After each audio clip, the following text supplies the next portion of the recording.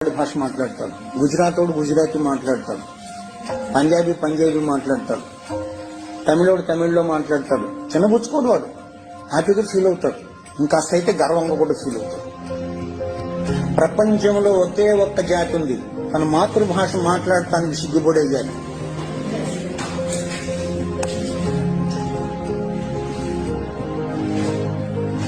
ఏం చేయలేం. దేశ భాషలందు తెలుగు లెస్స. ఎక్కడో విన్నాం, కృష్ణదేవరాయల కాలంలో ఎవడో అన్నాడని ఆయన అన్నాడు. దేశ భాషలందు కాదప్ప, ప్రపంచ భాషలందు తెలుగు లెస్స. ఎందుకో తెలుసండి, అన్ని అక్షరాలు ఉన్నటువంటి భాష ప్రపంచంలో లేదు, అన్ని విడి శబ్దాలు ఉన్నటువంటి భాష ప్రపంచంలో లేదు. అంత సుందరమైన భాష కూడా